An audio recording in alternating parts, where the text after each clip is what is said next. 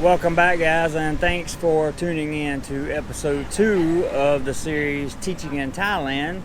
If you did not catch episode 1, we talked about the basics and the basic requirements of what you will need. Now, in this episode, we're going to talk about the location that you want to teach in.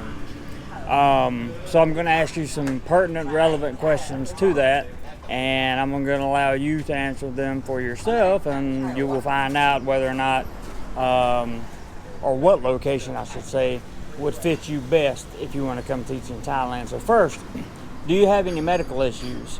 If you have medical issues, you're probably going to want to teach in a larger city that has more available doctors with better care, and I probably wouldn't put myself out in the countryside somewhere if I had any type of medical issues. It's just a good idea.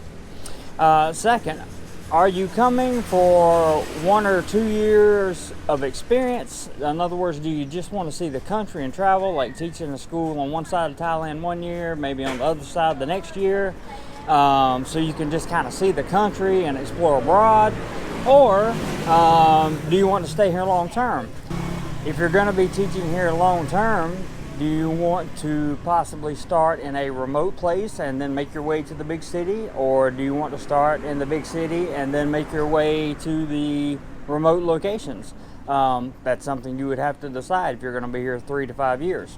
Another very, very important issue that I think a lot of people don't take into consideration is how many English speakers are going to be around you. And what I mean by that is, when you get to Thailand, yeah, your co-workers may speak some English, but when it comes to finding places to eat, finding places to live, finding out how to do things, how many people around you actually speak both English and Thai? You are going to need those people in your life, I assure you. Otherwise, the language barrier is going to cause a significant problem. This is a very, very important consideration. So if you want to teach in a remote school, you better know some Thai before you go there. That's just my recommendation. Another great question to ask yourself: do you need high-speed internet, and do you need good cell service? Because if the answer to that question is yes, you probably want to put yourself in a location where you can get both of those. If you're in Isan somewhere, the likelihood of that happening is probably not very good. Isan is a very remote region of Thailand, if you don't know us, northeast. Or you could be as far south. You know, if you go really far south into some of the remote regions, you're probably not going to have good internet and good cell service. So you need to consider those things and make sure you do your research on the cell service and the internet availability in those areas. One important thing that many people won't mention is being near a beach important to you. If it is, then you need to look at locations near a beach, obviously.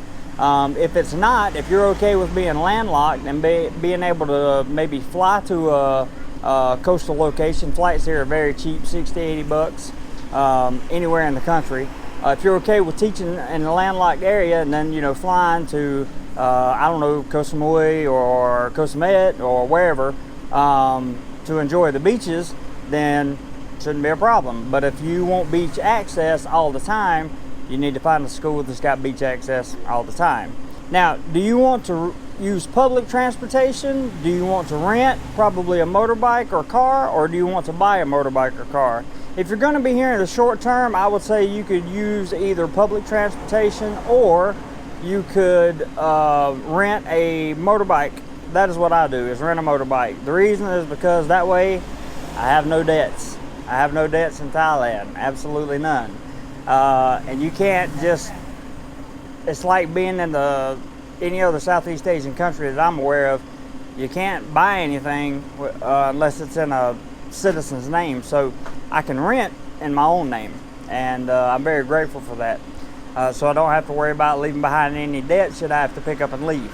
Now, your other option is to buy. You'll need a citizen for that. That's probably not realistic. And most of you guys that want to come teach, if you're older, you may be able to buy or purchase a car. Certainly if you're on a marriage visa, you can probably get a car or something like that. But For me, a motorbike just works. It just works. It's good in traffic.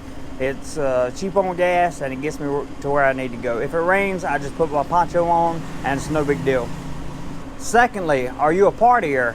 If you are a partier and love to have the nightlife scene, or love to enjoy the nightlife scene, then you probably want to make plans to teach in a city that has really good nightlife.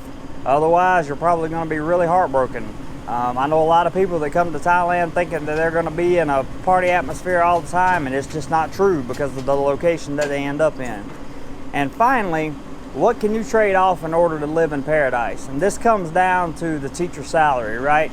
You're going to be making somewhere between, at a starting job with just a bachelor's degree at a regular school, nothing, I'm not talking about an international school or something like that, you're probably going to be making somewhere between $800 and, I don't know, $1,300 US dollars a month, somewhere in that neighborhood. Can you live off that? Can you budget off that? Can you save money off of that income? Those are things you need to think about, and all that will have to do with the location that you choose. So I hope you found this video informative, and I hope it gives you a lot to think about when you're choosing your location to come teach in Thailand. Whatever you do today, be sure you do more life. My name is Jeremy. Check out the links below. I'll catch you on the next one.